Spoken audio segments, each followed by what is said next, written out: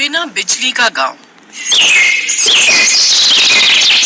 बंसीपुर नाम का एक गांव था जहां साल भर से मौसम के खराब होने के कारण बिजली नहीं आती थी। बंसीपुर गांव कभी उजाले के नाम से जाना जाता था, पर आज उस गांव में चारों तरफ अंधेरा छाया हुआ था। ऐसे मानो जैसे सभी लोग बरसों पुराने बिना बिजली के जमाने में जी रहे थे। ऐसे ही एक दिन गांव की सारी औरतें कुएं पर से पानी लाकर अपनी सारी जरूरत को पूरा करती थी। ऐसे ही एक दिन थक गई रे, मैं तो साल भर से इस कुएं से पानी खींचते हुए परेशान हो गई। अब ना खींचता मुझसे इस कुएं से पानी, मेरे तो कमर में दर्द रहने लगा। अब दर्द हो या कुछ भी हो बहन, घर के काम तो सारे करने ही पड़ेंगे। ये भी कुआं है जिसको एक साल पहले कोई देखता तक नहीं था, और आज देख लो इस कुएं की कितनी अहमियत है। सही कह रही हो बहन, जब से गांव की बिजली गई है इस कुएं ने अपनी अहमियत बता दी है, और बिजली न आने से सारी बिजली से चलने वाली चीज बंद पड़ी है। बस काम में आ रहा है तो बस ये कुआं।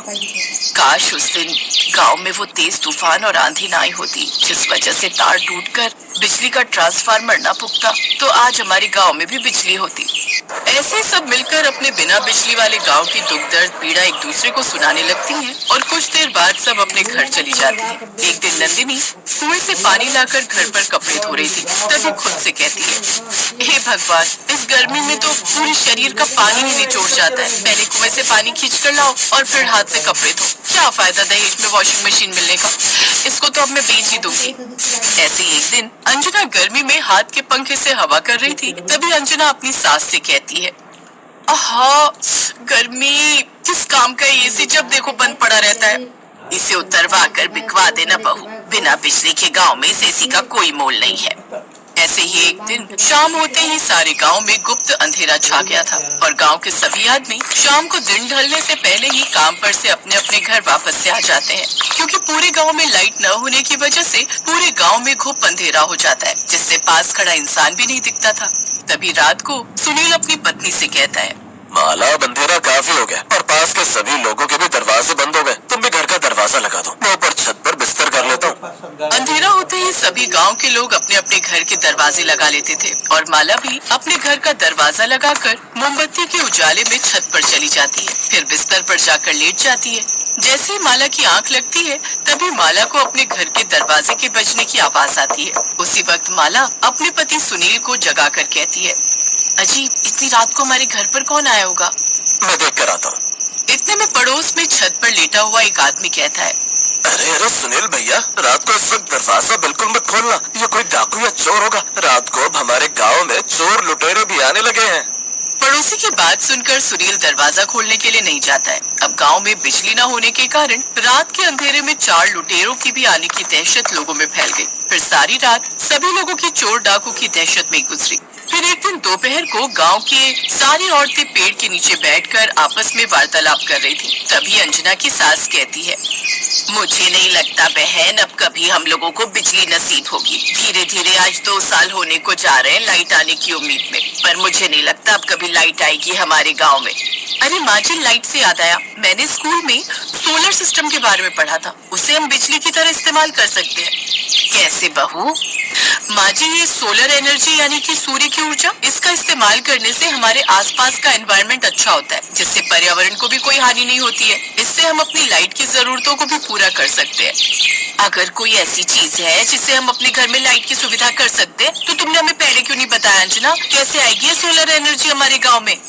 इसके लिए हम सबको अपने अपने घर की छत के ऊपर सोलर प्लांट लगवाना होगा, जो सूरज की किरणों से चार्ज होगा, और उससे हमें एनर्जी मिलेगी। ये थोड़ा महंगा जरूर होता है, पर हालातों को देखते हुए बस अब यही नजर आ रहा है। गांव की सभी औरतें सोलर पैनल लगवाने के लिए तैयार हो गई, और अगले दिन ही गांव की सभी औरतों ने अपनी अपनी छत पर सोलर पैनल लगवा लिए, जिससे गांव के कुछ घरों में बिजली आ जाती है। तभी नंदिनी अपनी सास से कहती है, माँ जी देखो, टंकी में 2 साल बाद पानी आया है। ये तो तुम सही कह रही हो बहू, पर ये सोलर पैनल हमको महंगा पड़ा है। गांव में अभी आधे से ज्यादा घर हैं जिनमें अपनी लाइट नहीं थी, क्योंकि वो लोग इस सोलर पैनल का खर्चा नहीं उठा पाएंगे।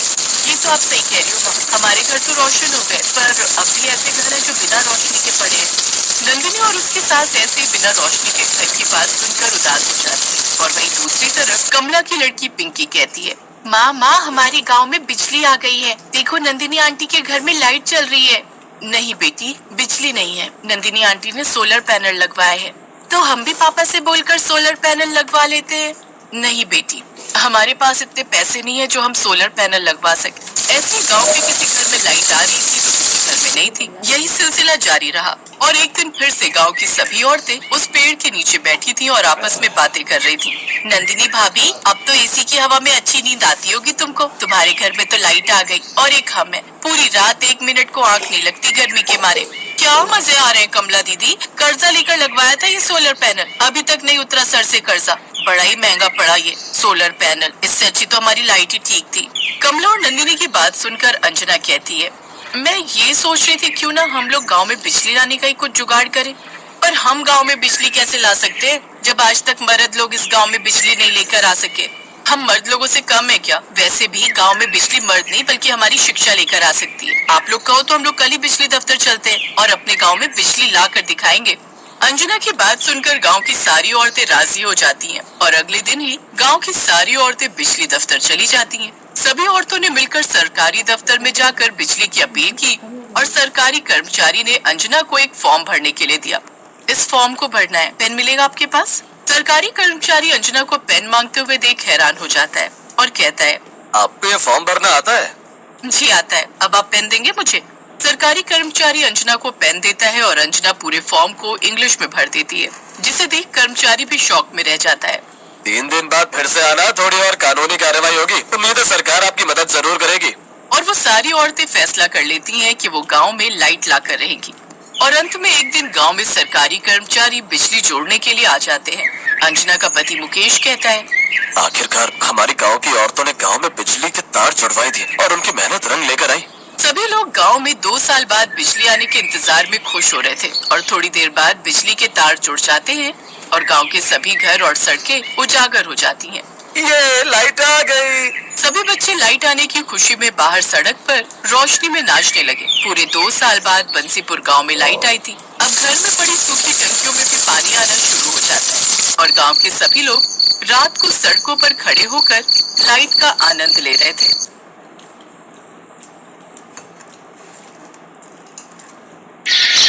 माँ जी, मैं जल्दी से कपड़े धोकर आ जाती हूँ, नहीं तो भीड़ लग जाएगी नल पर। बहू भरी गर्मी में कहाँ जाएगी कपड़े धोने? मुझे तो डर है कहीं तू बीमार न पड़ जाए। माँ जी आप जाने दो मुझे कपड़े धोने, नहीं तो फिर शांति आंटी की बहू पूरे कुनबे के कपड़े लेकर धोने बैठ जाएगी, जिससे शाम तक नंबर नहीं आएगा। ठीक है तेरी मर्जी, चली जा कपड़े धोने। रीता कपड़े लेकर नल पर धोने चली जाती है। ये कहानी है एक गरीब परिवार की जो जौनपुर गांव में रहता था। उस गांव में बिजली आने का कोई साधन नहीं था। उस परिवार में एक सास और उसकी एक बहू, एक बेटी और 2 बेटे रहते थे। बड़ा वाला बेटा उमेश गांव में रहता था, जो मेहनत मजदूरी करके अपना घर चलाता था, और दूसरा बेटा सौरभ शहर में रहता था। और एक रोज वो शहर की लड़की से ही शादी कर लेता है। शादी के बाद अपने गांव में कुछ दिनों के लिए रहने आता है और जैसे ही उसकी सास अपनी छोटी बहू को देखती है, उसको घर के बाहर ही रोक देती है। ये लड़की अंदर नहीं जाएगी। पर माँ क्यों? ये बहू है आपकी।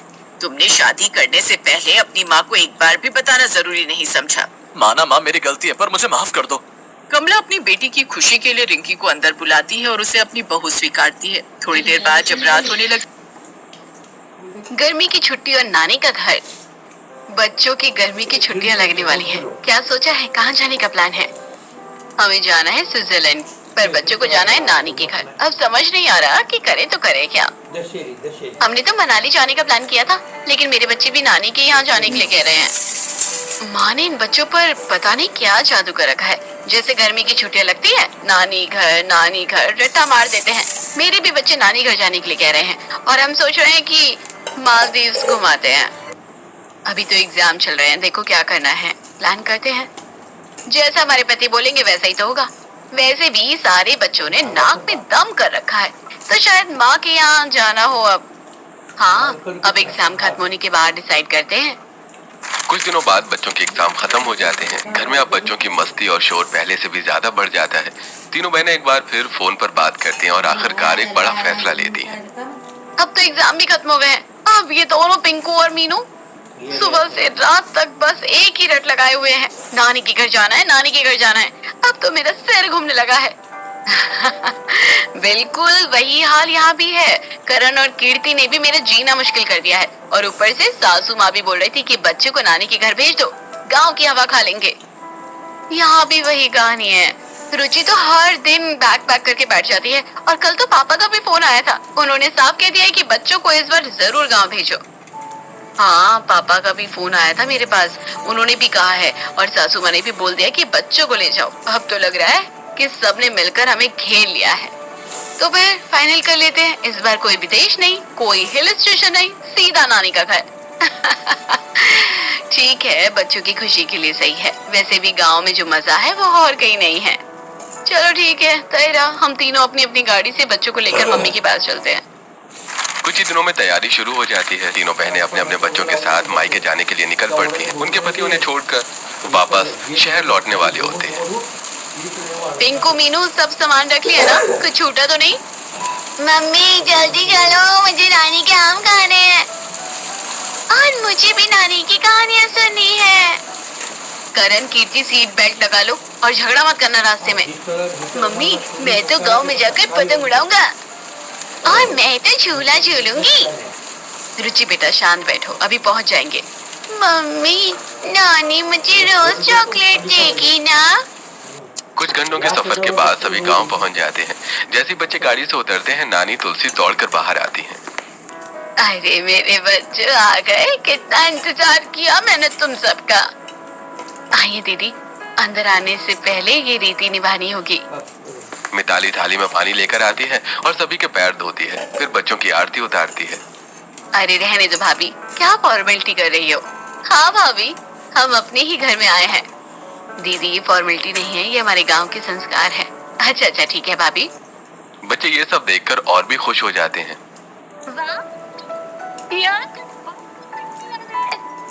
हाँ मम्मी, यहाँ तो सब हमें स्पेशल ट्रीटमेंट दे रहे हैं। इसके बाद तुलसी बच्चों को अपने पास बुलाती है और सबको चॉकलेट देती है। ये लो मेरे प्यारे बच्चों, तुम्हारे लिए चॉकलेट लाई हूँ। वाह नानी, वाह नानी, आओ नानी। मम्मी ये क्या कर रही हो? इतना चॉकलेट मत दो, इनके दांत खराब हो जाएंगे। अरे बेटा, जब तक मेरे पास है मेरे हिसाब से रहेंगे, तुम टेंशन मत लो। हाँ बस यही डर था, यहाँ आकर पता नहीं क्या होने वाला है। बच्चों की सारी आदतें खराब हो जाएंगी। इसके बाद नानी और मामी मिलकर बच्चों के पसंद का स्वादिष्ट खाना बनाती हैं। बच्चों, आज तुम्हारे लिए खास खाना बनाया है। क्या बनाया मामी? तुम्हारी पसंद की पूरी, आलू की सब्जी और मीठा भी। मामी अपने हाथों से बच्चों को खिलाती हैं और बच्चे बड़ी चाव से खाते हैं। भाभी इतना मत खिलाओ, ये घर पर इतना नहीं खाते हैं। दीदी, बच्चे हैं, जितना मन है खाने दो। शाम होते ही गांव में एक गोले वाला आता है। बर्फ का गोला, रंग बिरंगा गोला। नानी, हमें गोला खाना है। हाँ हाँ क्यों नहीं, सबको दिलाती हूँ। नानी सभी बच्चों को गोला दिलाती हैं। वाह कितना टेस्टी है, ये तो शहर से भी ज्यादा अच्छा है। मम्मी ये क्या कर रही हो? इसमें आर्टिफिशियल कलर होता है। हाँ, और ये बर्फ भी गंदे पानी से बनती है, बच्चों के पेट में दर्द हो जाएगा। हमने अपने बच्चों को ये सब नहीं खाने दिया और यहाँ आप ये सब खिला रही हो। बेटा, हर चीज में इतना डरोगे तो बच्चे बचपन कैसे जिएंगे? दीदी, कभी कभी खाने से कुछ नहीं होता, बच्चे खुश हैं यही बड़ी बात है। मम्मी प्लीज हमें खाना दो ना, हम रोज नहीं खाएंगे। तीनों बहनें एक दूसरे को देखती हैं और मनी मन सोचती हैं। शायद हम जरूरत से ज्यादा सोचते हैं, बच्चों की खुशी भी तो जरूरी है। हाँ, शायद ये सही कह रहे हैं।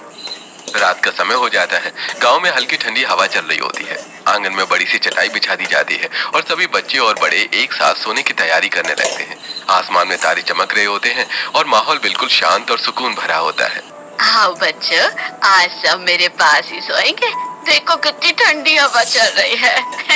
शहर में कहाँ ऐसा मजा मिलता है। हाँ नानी, हम सब आपके पास ही सोएंगे। और आप हमें कहानी भी सुनाओगी ना? और मैं तो आज तारों को गिनूंगा। नानी, ये तारे नीचे क्यों नहीं आते? मैं तो नानी के हाथ पकड़कर ही सोऊंगी। तीनों बहनें एक कोने में खड़ी ये सब देख रही होती हैं। उन्हें जमीन पर चटाई पर सोने में थोड़ी परेशानी हो रही होती है। अरे ये क्या, जमीन पर सोना पड़ेगा? मेरी तो कमर ही टूट जाएगी। हाँ यार, और ये गर्मी, पंखा भी कितना धीमा चल रहा है, कैसे सोएंगे हम? और ये सारे बच्चे एक साथ, कहीं रात में कोई गिर गया तो? तीनों बहनें अपनी माँ तुलसी के पास जाती हैं। मम्मी, बच्चों को हमारे कमरे में सुला लेते हैं ना, यहाँ जमीन पर कैसे सोएंगे ये? हाँ मम्मी, आदत नहीं है इन्हें, और मच्छर भी बहुत है यहाँ। तभी बच्चे बीच में बोल पड़ते हैं। नहीं मम्मी, हम नानी के साथ ही सोएंगे। हाँ, हम अभी आपके पास नहीं सोएंगे, आज तो नानी के साथ ही मजा आएगा। हम सब साथ में सोएंगे, मैं तो नानी के पास ही सोऊंगी। ये सुनकर तीनों बहनें एक दूसरे को देखती हैं। अरे घर में तो यही बच्चे कहते हैं कि मम्मी के पास सोना है, और यहाँ देखो, सच में यहाँ आते ही सब बदल गए। लगता है नानी का जादू चल गया है। रात में तुलसी सभी बच्चों को प्यार से सुलाती है। आओ बेटा, आंखें बंद करो, मैं कहानी सुनाती हूँ। तुलसी एक प्यारी सी कहानी सुनाती है और बच्चे धीरे धीरे सो जाते हैं। तभी एक बच्चे को खांसी आती है। अरे बेटा रुको, मैं अभी दवा लाती हूँ। तुलसी तुरंत अंदर जाकर दवा लाती है और बच्चे को पिला देती है। अब ठीक लग रहा है ना? हाँ नानी। तीनों बहनें ये सब देखती हैं और मनी मन सोचती हैं। पता नहीं माँ ने बच्चों को कौन सी दवा पिला दी है। माँ बूढ़ी हो रही है, कहीं गलत दवा तो नहीं पिला दी है। नहीं नहीं, मैं देख रही हूँ, वो देखो, दवा नहीं शहद ही दिया है माँ ने पिंकू को। अगली सुबह सूरज की पहली किरण के साथ ही बच्चे जाग जाते हैं। नानी, नानी उठो, हमें आम के बाग में जाना है। अभी तो वहाँ आम लगे होंगे ना, हमें तोड़कर खाने हैं।